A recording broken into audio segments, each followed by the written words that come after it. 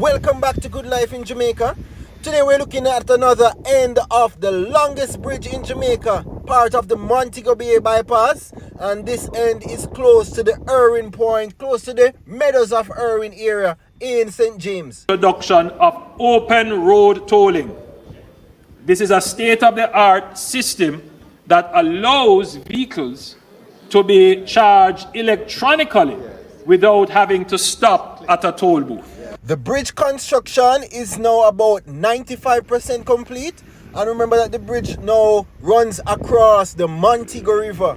It's the largest 4-lane bridge now in Jamaica. The record was previously held by the 150-meter long bridge on the Maypen to Williamsfield segment of Highway 2000. Again, if this is your first time on our YouTube channel, do remember to tap that subscribe button below this video. Like our videos, comment, share our videos so that you don't miss out on all the latest updates on infrastructural developments in Jamaica. So as you look on these structures here on the ground, we encourage persons in the construction industry to just give us the name of these structures that we are looking on. Let us know in the comments the name of them and what they are used for. We can see the drainage system again in place along the slope that's closest to us. Yeah man, they have ensured that a complete drainage system is in place to channel water away from these slopes, ensuring that they are stable and they won't tumble down on the roadway.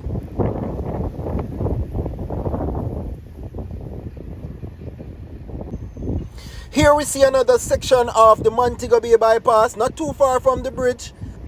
And we can see a gantry crane or an overhead crane that's used to lift these heavy construction materials. Just take a look at how this Montego Bay Bypass has reshaped this section of St. James.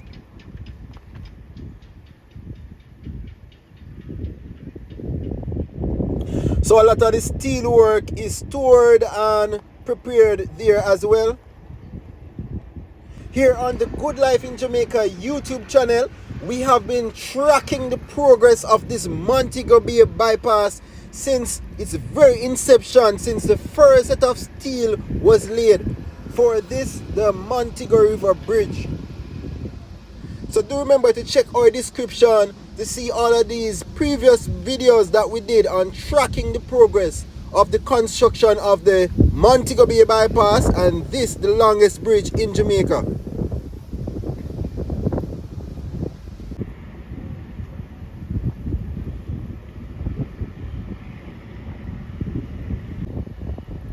So this plant that you're looking at now is where the concrete is being made and transported down now to the areas on the bridge where the concrete is needed.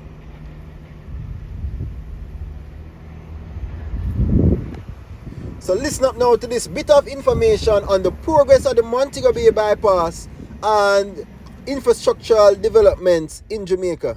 A longer term, more transformative change will be the introduction of open road tolling. This is a state-of-the-art system that allows vehicles to be charged electronically without having to stop at a toll booth. This system is widely used across the world and has proven to be faster, more efficient, and more convenient. The Montego Bay Perimeter Road will serve as the first road to have this system. Let me give a quick update on the Montego Bay Perimeter Road, which includes the Long Hill Bypass and critical upgrades to Barnett Street and West Green Avenue. For residents in the Long Hill area, you would have already noticed that clearing works have commenced. The initial concept of the Long Hill Bypass considered 2 lanes. However, the government has taken a strategic decision to expand the roadway to 4 lanes. So the people in that side of Jamaica, St. James, Hanover, Westmoreland, that would rely on that very important corridor, which is now an obstacle course, when this is done, they will have a 4-lane highway. Additionally, works on the Montego Bay Bypass are progressing rapidly, with earthworks at a very advanced stage, and the Montego Bay River Bridge, which I toured recently, is 95% complete. That's the highest and longest bridge in Jamaica, an impressive piece of infrastructure. As of today, the overall project stands at 55% complete. Once finished, this network of roads will significantly ease the long-standing traffic challenges in Montego Bay and open up new areas for development, fostering greater investment and economic activities. Jamaica's North Coast, Madam Speaker, is booming.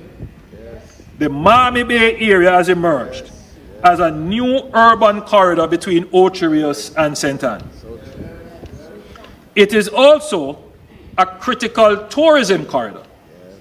And in recent times, it has become an area for residential communities.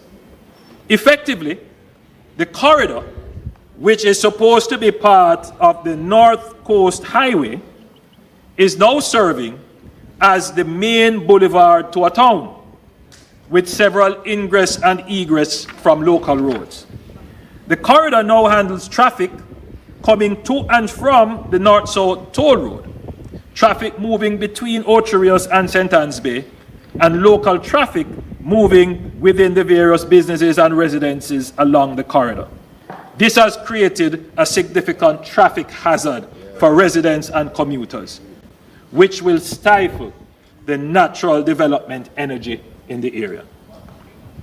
This situation would be further complicated if we should proceed to widen and improve the existing roadway without having an alternative in place, as there are no other viable alternatives.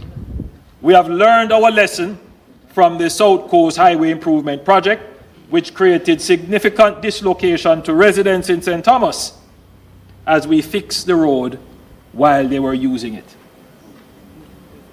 This dislocation and risk to residents, businesses, and the government would be far more costly in this case. Can you imagine a road obstruction that prevents a tourist bus getting to their flight on time to the Donald Sangster International Airport, or missing their cruise ship return at the Reynolds Pier, or persons can't get to their homes because of some obstruction in that one little road? And can you imagine an obstruction on just that one road, how it would impact the entire north-south traffic? So, while we are currently engaged in the North-South Highway PPP project to design and build out the upgrades, particularly the Montego Bay section of the road, the government has decided also to pursue the extension of the North-South Toll Road, which will begin with a cloverleaf interchange at Montego Bay, extending westward to Discovery Bay, that's phase 1A, and eastward to Prospect in St. Mary, phase 1B. So this, Madam Speaker, is a major infrastructure development that will allow you to go around Ocho Rios and to go around the Montego Bay area and Prairie. And that, Madam Speaker, will increase the natural urbanization energy which exists in that corridor. Now you're going to see the expansion of businesses along that corridor, the expansion of houses in the Draxall area, but it also takes off the congestion out of Ocho Rios so that Ocho Rios can truly develop as a tourism town.